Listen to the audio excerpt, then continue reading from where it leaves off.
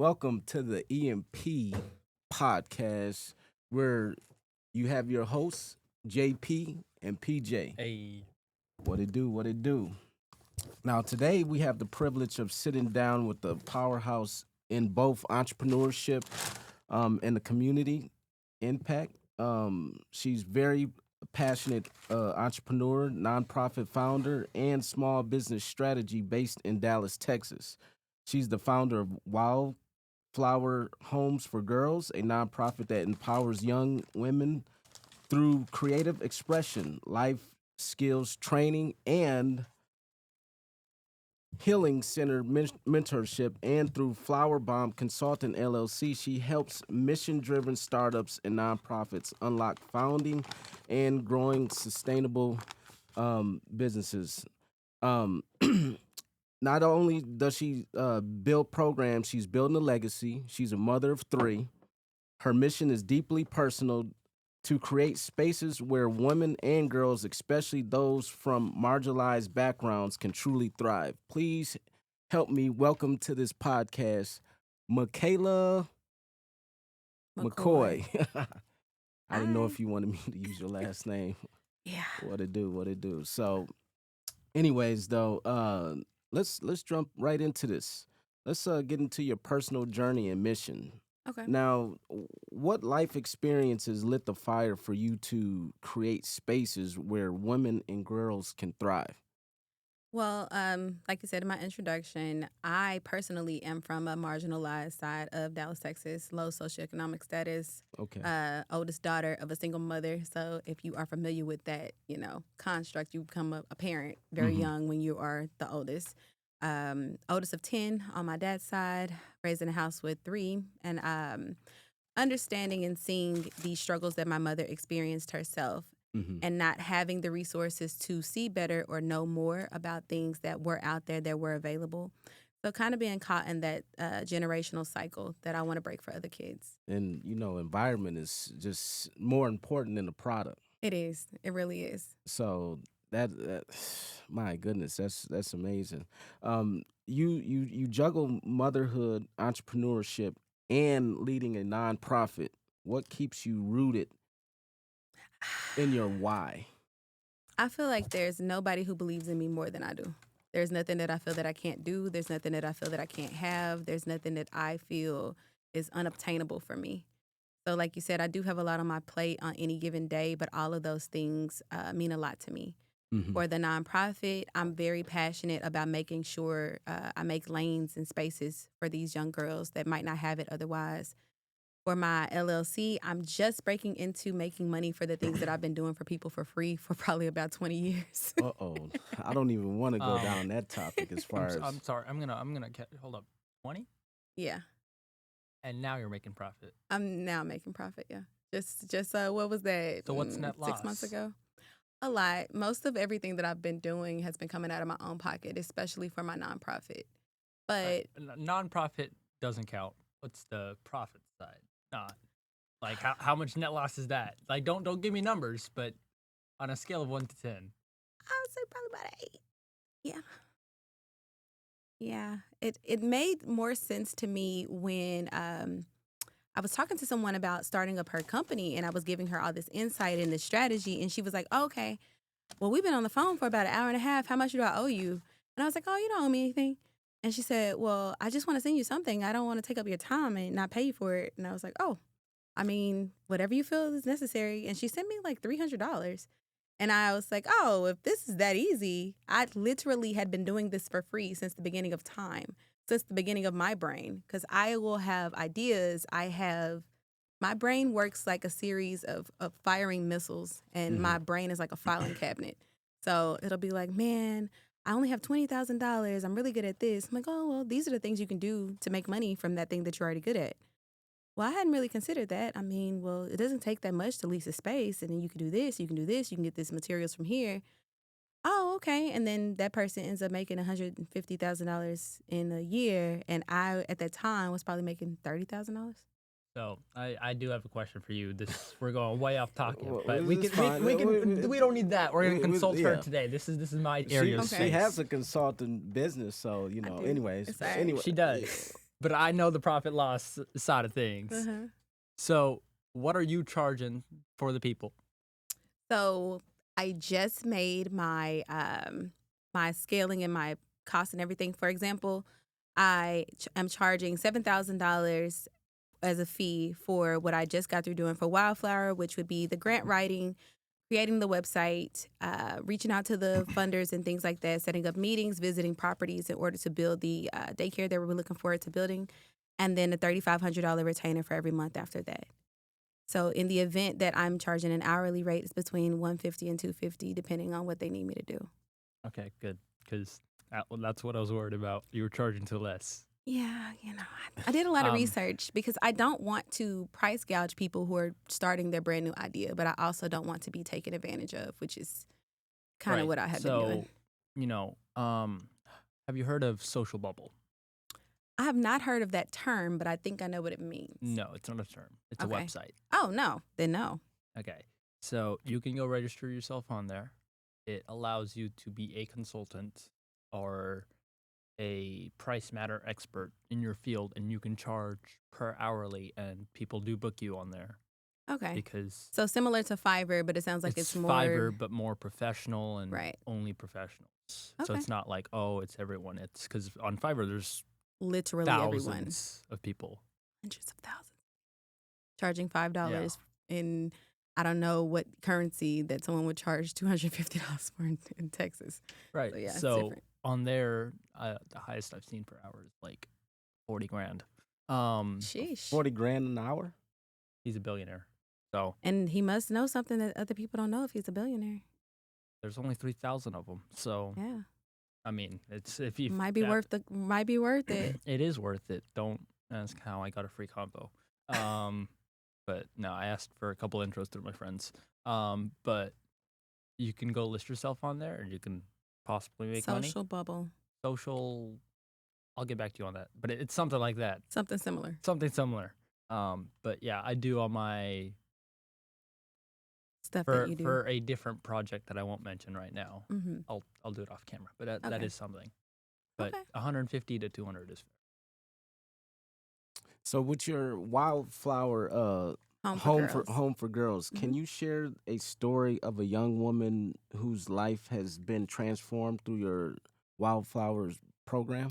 Oh yeah, the first thing that always comes to my mind. So in 2021, we had a women's girls empowerment symposium, and SMU hosted us. Jason's Deli and PepsiCo donated the food, That's what's up. and it was a free event for girls ages 13 to 21. Mhm. We had a panel of young women who essentially had been through traumatic experiences, whether that be through work, through family, personal, anything like that. And it was open to all young women. So one of the young girls came up after. So one of the people who was on the panel, she talked about how she was in an abusive relationship, and it took her a long time to be able to get away. And in that relationship, it was dark. It was very traumatic. So one of the young girls came up after. She was probably 14 or 15, and she had found us on Eventbrite, like just randomly, because it was free. And she explained how she had been in an abusive relationship with her uncle, where he was sexually assaulting her since she was 5 years old. And he stopped when she was 12. She was now 14 or 15, and she had not had the confidence to talk to her mom about it. But her Wow. mom was at the event with her. So listening to one of the women on the panel gave her the confidence to talk to her mom about it. And she came up to me after to let me know that, she would not have been able to do it without the information that we had provided. Was this event a couple months ago? No, it was in 2021. 2021. Right. There was an event like this like a couple months ago, and I saw it. I don't know if it was yours. No, it but wasn't mine. Yeah. Yeah. There's one just like it. Like it literally just sounds exactly like it because it tried to charge me money. Oh no, it was free. It was free, and we were so grateful for all of the people who donated, especially Jason's Deli. They sent like 150 lunches. Like it was sandwiches, brownies, chips.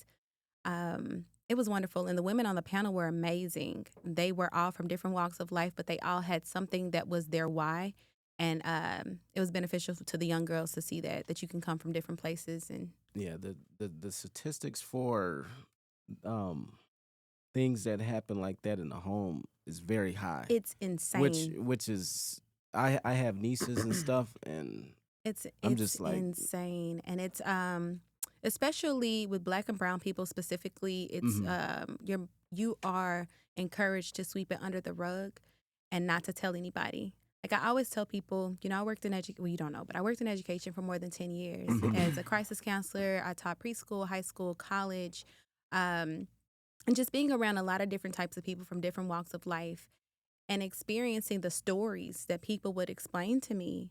And like you said, you'd be like, man, I didn't know it was happening that high. But you would have students or people who would say, well, I tried to tell my mom about this, and she's like, oh, well, your uncle's doing the best that he can, or your cousin's doing the best that he can, or that's your cousin. You don't want anything to happen to them. And they teach kids at a young age to keep secrets in order to keep the people in charge out of their business. But in teaching your children to keep secrets, you also teach them to keep secrets from you. Wow. That's unfortunate because I'm like, look, you got to let that stuff out. And that, event like that happening, that just changes the whole mind frame of a young woman. It does. So with the Healing Center mentorship, which is such a powerful phase, what you got going on, what does it mean to you, and how do you bring that to life? So our next event, which one of your emails told me to bring something special. So this hat that I'm wearing is from Liberation Loops. At Liberation Loops on Instagram. Our next event is the Sisterhood Sewing Circle. It's on September 20th. It's going to be at the downtown Dallas Erickson Library. It's free. We encourage a $2 donation because we're trying to raise money to open a daycare center. But it means a lot to me to put young women in spaces where they don't know what they don't know, if that makes sense. So nothing that's like, oh, everything has to be education-based. Everything has to be trying to teach you something. A sewing circle is similar to what used to happen for generations where the grandmas would sit in a circle and they would, make the quilts and they would say, oh, Jack's been bothering me because he has this. These young girls are so disconnected from actual personal relationships because everything happens on a screen. You can't sew on a screen. I love what you got going on, especially, a tight-knitted community that helps us thrive together. Right. There was some kind of event that I went to your neighborhood, PJ, a couple days ago or whatever. Couple days. You mean week? It's been last like week. 6 days. Anyways, though, what I experienced in the community, the whole community came together for a block party. Now, our block parties is a lot different. They are different.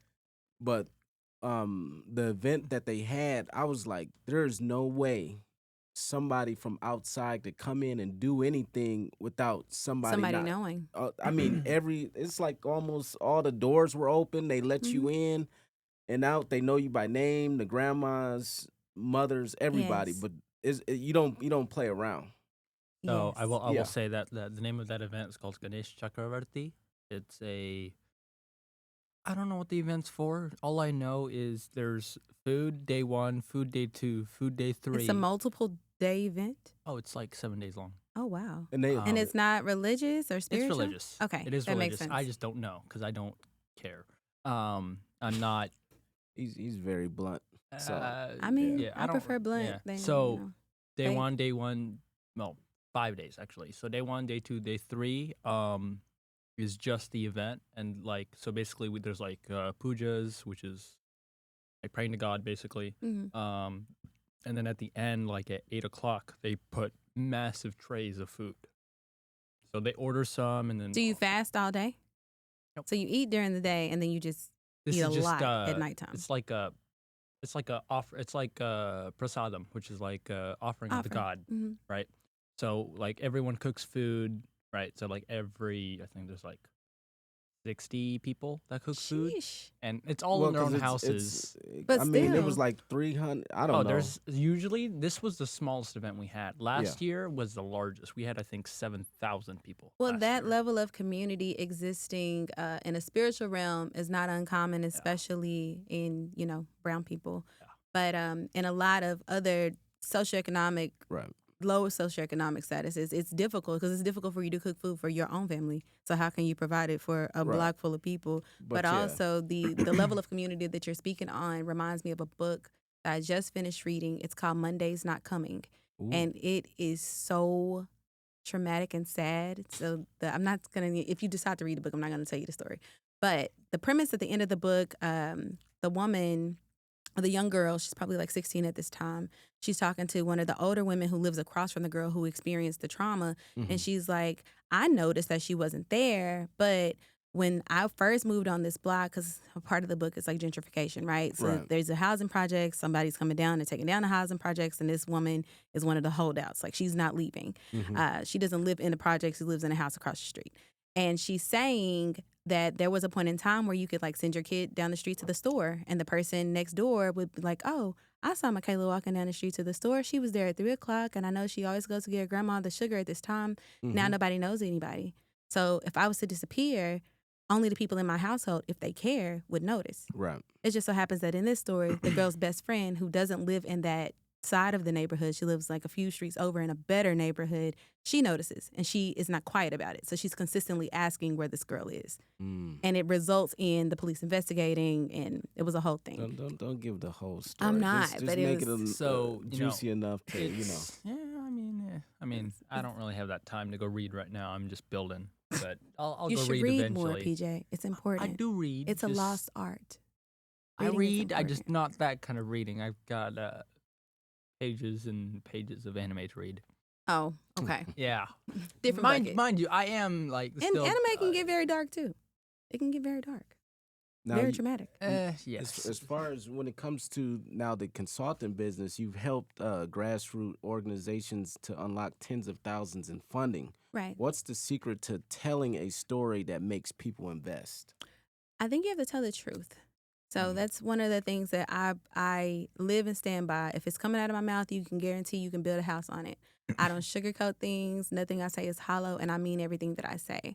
So when I am writing these grant applications or these loan applications, I'm explaining exactly what's going on. I'm not saying like, oh, this is going to be pretty cute and rainbows and cookies. Like, no, these are Right. people who are hungry. Do you have food? If you have food, can we have some?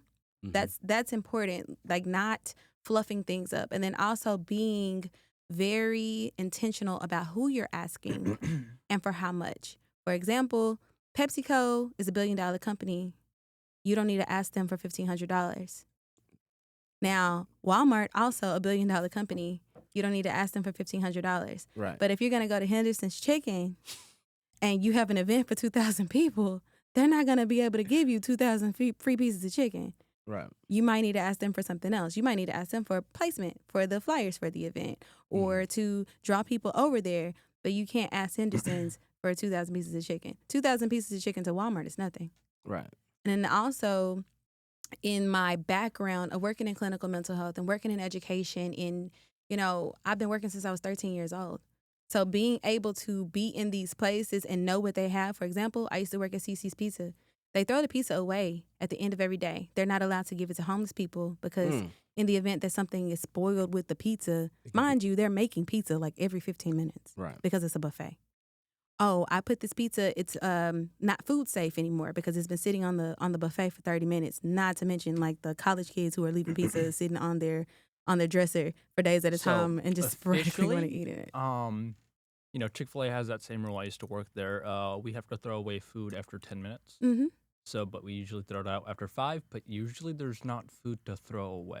Right, at a space Right. like Chick-fil-A where 'Cause there's we- non-stop customers. We manage it very carefully, where we try At the not to CC's make. Pizza that I was working at, they were not managing it as carefully. And mind you, this was 20 years ago. Yeah. But So even now, So, yes, I do understand the concerns about the food part, but the cheese can live for about 8 hours. not according to their standards. So then we would, at that very same CC's Pizza, which was on the corner of Skillman and 635 in North Dallas, there's homeless people just walking around like asking for money to buy food. Or, for example, we have free refills on drinks. So you can get one person who's only drinking a quarter of their cup, and then you get a kid that's drinking like 4 or 5 of the same cup. But in theory, you've already budgeted out thousands of drinks.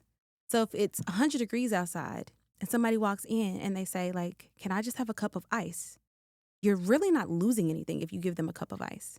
In theory, you don't want to promote, like, hey, you can just come in and get a cup of ice. Right. But it would be, oh, we have to turn this person away. At 16 years old, I knew that wasn't right. I knew that even though I've never been a person who was living on the street and who needed that, I knew there needed to be somebody doing something about the fact that we live in a capitalist and consumerist society that has an overabundance of things that we don't need and we don't use, Right. but we don't want to give it to anybody for free. So I will say this.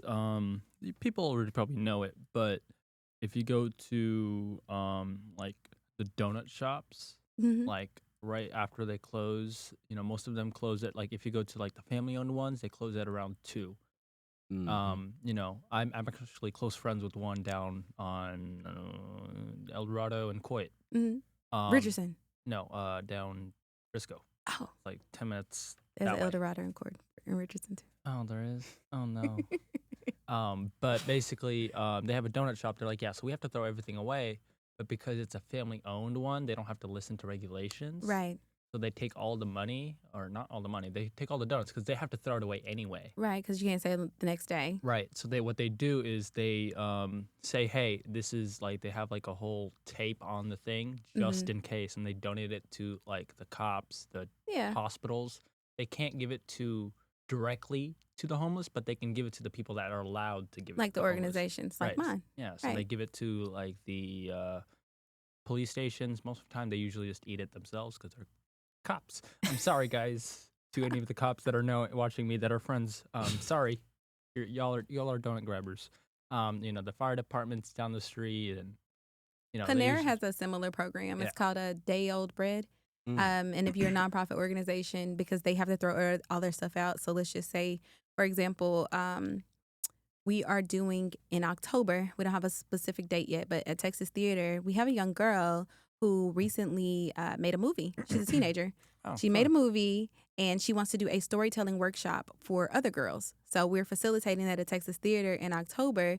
And let's just say we do it in the morning and we need to have breakfast. I could reach out to Panera, ask for X amount of bagels, donuts, all that stuff. I would probably have to pay for the cream cheese. But they would be able to do that in coffee for people who drink coffee for that event. Now, what's the toughest challenge first time founders face, and how do you guide them through that? For nonprofits or for Either or. for-profit Either businesses? either or. I would They're say pretty much the same. they're really not. Usually when people start nonprofits, it's for a mission. Usually people start for-profit businesses is because they want money. I will disagree with you right there. You can. So, and I'll explain why afterwards. Okay. So for nonprofits, I would say how to word their mission in a way that it is so specific, because the parameters for getting a 501c3 certification, you have to take like an act of God to get it. Like you have to fill out all this paperwork, and it has the wording has to be very specific. It has to go through the state, and then it has to go through federal. And it took me 4 years to get my 501c3 certification. And it was intense. Just so happened, I made a friend at the legal aid office for Northwest Texas, Eliza, and he walked me through the entire process. He was so kind, and he believed in my mission. So, like I said, getting in the right rooms specifically for nonprofits. For profits, a lot of people do it because they already like doing the thing. So you might be a barber, or you might be a chef. Not even a chef, a person who likes to cook. And you're like, I make the best chicken sandwich in Dallas. I think I can open a restaurant. Just because you make good chicken sandwiches doesn't mean you need a chicken. Okay, have you considered, the licenses and regulations? Do you know about the location? No, I already know where I want to have it at. I want to have it where I grew up. Okay, how much is it to rent a space over there? Oh, well, I don't know how much it is to rent a space over there. Okay, so let's consider, how much chicken do you think you'll need to buy? Well, usually when I go to Sam's Club, I get da-da-da. Okay, but what if you don't have 50,000 customers and you already thought out 70 pounds of chicken? What are you going to do with the rest of the chicken? You're going to have to throw it out. So that's going to be waste. How much does that cost? Well, it really didn't cost me anything. A lot. It did cost you something because you already bought the chicken. Well, at least I didn't have to use the bun, but the buns don't last all day either. Like you got to buy new buns like every 3 days. Literally about 4. Legally, you have 4 days. 4 days. So let's just say but all the bun people, you they thought get rid. you were going to sell 500 chicken sandwiches in 4 days. So you thought out all this chicken, you seasoned it, you did this, you did that, you battered it, you did all these things, and then you only got 100 customers within those days. So the best thing to do in that scenario is literally go to the park and give them away for free. And then people are like, I had the best chicken sandwich of my life, and it was free. Now I want to go and pay for it. That makes logical sense. That's not the mindset that people come into wanting to make money. That's the thing. You have to give shit away for free before you make money. And literally, if you have 70 pounds of chicken, that's about not 500 sandwiches. That's about 600. Mhm. Is it like the bun bread like I have here? Yeah. Okay, so yeah, that's about 70 because we use for 70 pounds of And chicken. then We the get about amount of energy that you use to fry the chicken and the seasoning and the time, because don't forget your time. Hey, everything is costing something. But you So it's want to gonna cost open a about- restaurant. So when you call somebody like me and you're like, I've been having my restaurant open for 3 months and I am $5,000 in the hole. The bank's not going to give me any more money. I really need help. 5,000 only. Yeah, only. Bro, one of my friends is opening up a bar and a restaurant. They're already 100 in the hole. Yeah. And It just it's been depends on the 3 parameters months, for and- they if you're not shaking it, you're not shaking it. And- But they don't want yeah. to. A lot of people think they already have everything figured out They too. don't. Trust me, I didn't. I mean, I'm also a lot younger, but trust me, Just a little bit. It's not. It's not. Yeah, he's learning. I mean, I'm a little bit more. But that's now, one of but the biggest. Those are the two of the biggest hurdles I would say. Not Mm-hmm. having your mission to where people can believe in it as much as you believe in it, and then not understanding that it takes money to make money. What does a sustainable growth look like for mission-driven organizations? It depends on what you're measuring it in. If you're measuring it in smiles and hugs, then you might get your return instantly. Because for me, when I first started my nonprofit, when I first had the idea that I wanted to have my nonprofit, it was my last year of college, which was 2013. It was in the middle of the summer. I went to a symposium, and there were other nonprofit owners. At that time, I had already switched my major from medicine, which I wanted to be an epidemiologist, to education, because I was like, I'm going to fix the children of America, and I'm going to, I'm going to spend my life trying to save the world. They had a guest speaker there, and he was talking about how his nonprofit has saved hundreds of lives, and he's done all these things. And I'm like, that is what I want to do in my life. Because originally, when I wanted to be an epidemiologist, I wanted to finish college early, and I wanted to be a missionary and travel the world, talking about the Lord and working in medical, huts and stuff all across the world. Just giving help to people who couldn't afford it. Then when I found out that nonprofits, because in my understanding prior to that, it was like nonprofits, you do everything for free and you just do it because you love it. But this man was like a millionaire. And I was like, well, how did you make $1 million and you saved hundreds of thousands of people? I never wanted to be a millionaire. Even now, at my very big age, money is not my motivator for being successful in life. It's smiles and hugs. So if you are measuring, depends on what you're measuring it in. If you're saying I changed this amount of lives, or I got $2 million in grant funding, because when you send in your program stuff for the year for your stakeholders, it's like, how many people did you touch? How many pounds of chicken did you donate? How many of this? So it depends on how you're measuring it. I'm just now starting to measure it in a way that other people understand it. Because prior to this, it was, if I say one person, I feel successful. So I will say for profit companies, right? Mm-hmm. The mission defines the company.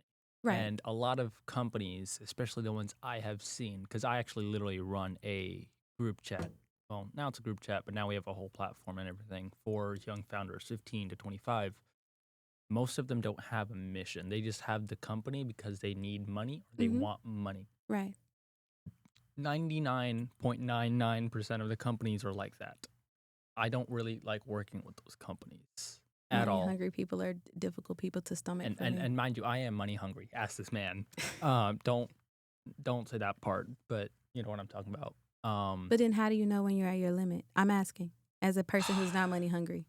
How full is full? Define. Okay, so for me, full is 7.9 billion. Why do you need $7.9 billion? What I told you about earlier. Do you need $7.9 billion? If I were to do it alone, yes. But so once you hit that goal, and you have that. Oh, after I hit the $1 billion, it's literally all donated. Right. But do you move the bar?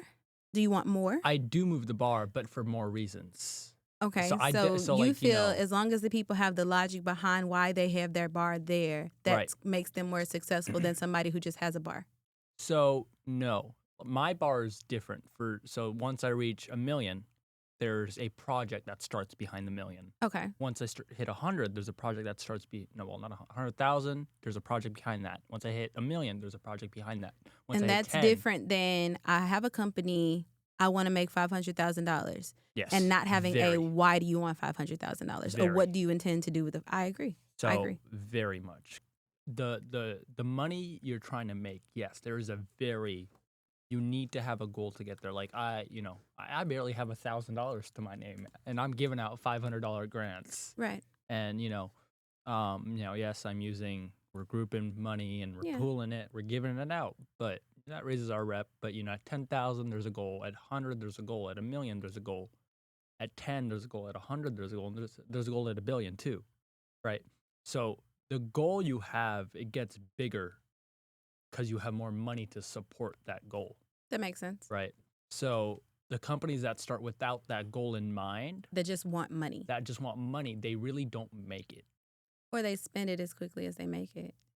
Yes, Mhm. but there's also the company that just makes it and then just tries to swallow everyone else up and like put people down.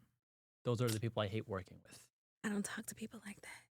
So I have a whole, he knows that. I won't say it on camera. I'll tell you off, but there's a goal for every single zero that's added on. That's important. So, Because and how do you know when you're satisfied? Or if you're a person who's never satisfied? I'm always satisfied. I've been right? accused of being a person who's never satisfied because I'm a very goal-oriented person. It has nothing to do with the dollar sign. It's just me as a person because, like I said, I don't think there's anything that I cannot have.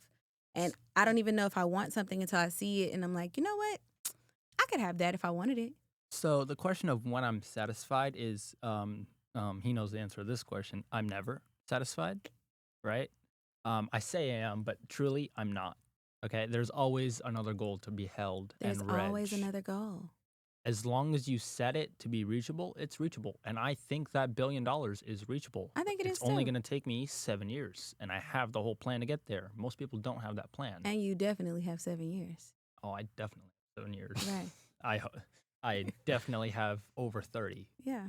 And y'all do too, but I just have it more.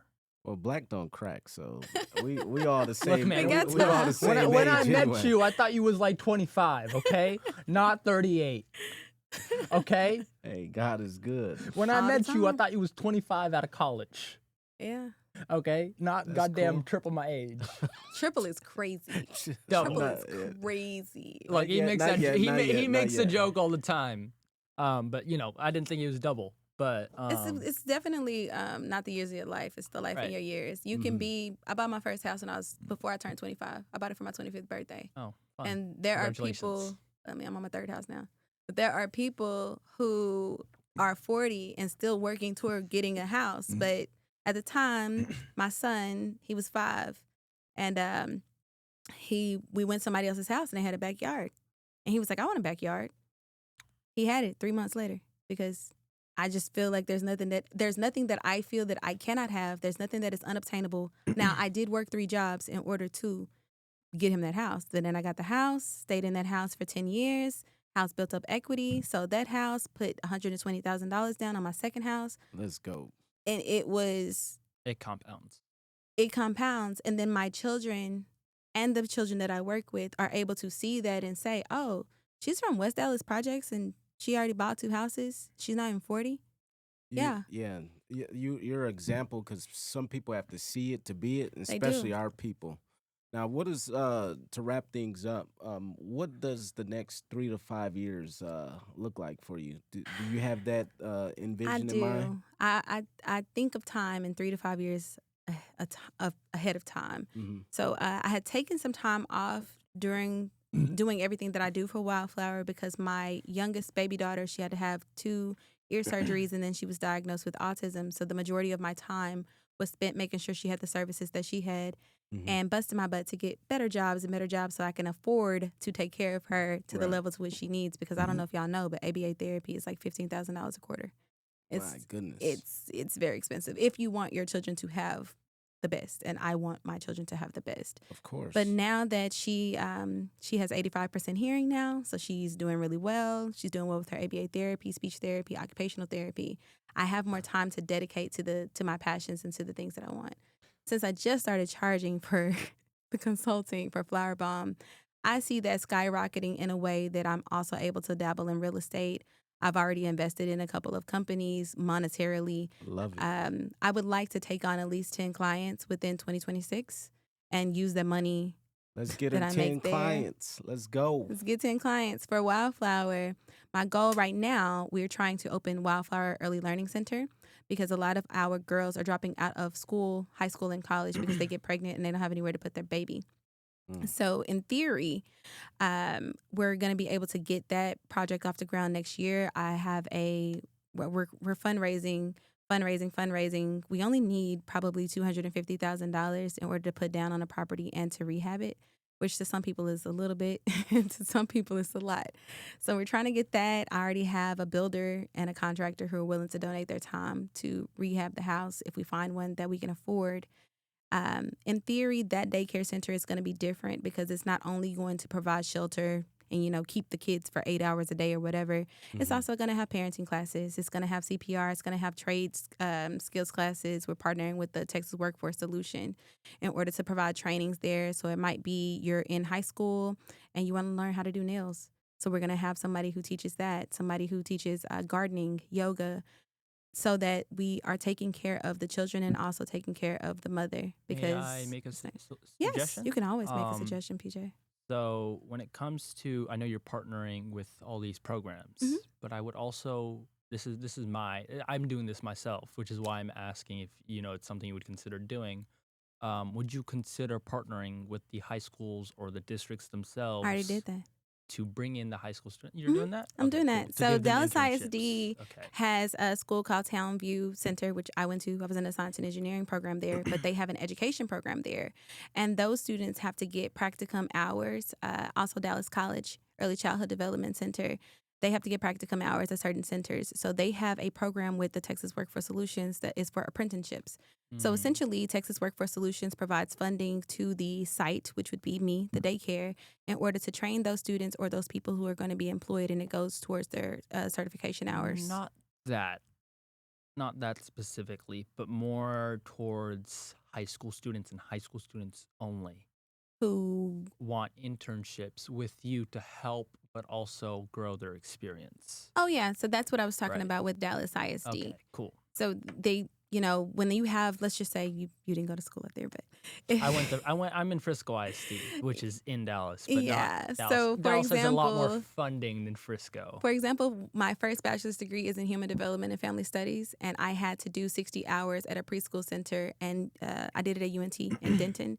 They have a preschool campus on campus there where you have to do lesson plans and work with the kids, and you do all these things to prove that you essentially can handle being around children for a prolonged period of time.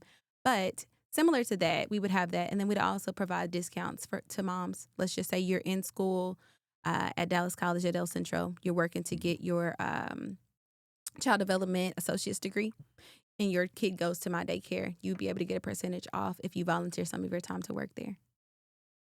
So nobody who works there is just going to be somebody who works off the street who just said, I want to babysit. It's got to be someone who is invested in child development, early childhood education, or even special needs. Let's get to the rapid fire. I think you're just amazing all the way around. You already mentioned the book on the podcast, but what is one book or podcast that has deeply influenced you? So I am a serial reader. I set a goal last year, which is what PJ said, keep moving the bar. Set a goal last year to read 100 books. I read 99, which was crazy. So I made it 125 this year because, whatever, nerd activities. When you say, anyways. So what's your favorite out of those? Out of those, I know there's a lot. I just finished a book. I just finished a book day before yesterday called Sometimes I Lie, which it's a novel. I almost exclusively read novels and books that are about like self-empowerment. But it was very intense. I would recommend that one. Monday's Not Coming, 100% my number one. Number three, I can't remember the full title of it. Let me try. I said one, but she's going to give us three. Because, sometimes people need inspiration because you got people like PJ who don't read at all. So hey, I read. I just don't read that. A book that had a very big impact on me was The Monsters We Defy. So it was set in the Renaissance Harlem era, but it also had some sci-fi mixed in. I really love books written by women of color who pour into our psyche Nice. more than just telling a story. Are And then you- I write books too, so it makes me happier. So, I know this question: coffee or tea? Tea, herbal tea. Herbal tea. If you were to describe yourself in one word, what would that be? Powerful. I just said that in my head. I knew it. I knew it. I was going to say it, but I was just like, I'll let her respond. Who's a woman leader you admire and why? Michelle Obama, because she's unstoppable. And then, what's the best piece of advice you've ever received? You got the juice. You got the juice. Micala, well, thank you for sharing your story, your wisdom, and your passion with us today. The work you're doing through Wildflower Homes for Girls and the Flowerbomb Consulting is truly inspiring, and it's clear that you're creating ripples of effects that will last for generations. Where can people reach out to you or find Anything. you so, So we can promote you Wildflower as well? Yeah. website is wildflowerhfg.org. We also have a Facebook, Wildflower Home for Girls. The Flowerbomb tab on the Wildflower Home for Girls website is where you can find me. There is a contact us tab to donate to us. There's multiple avenues. We are partnered with Walmart. If you search on their website, you will find us there. D.com, you'll find us there. Butter Giving, you'll find us there. And if you're looking to reach out to me personally, one of those avenues, you can even DM me at WildflowerHFG on Instagram, and I'll respond myself. Yeah, we will actually put those credentials into our description. But you are at the beginning stages right now, Micala, of something just phenomenal. And I just think we can all agree that this is someone to keep your eye on. Well, thank you for coming or listening to the EMP podcast where hustle meets strategy. And you guys, until next time.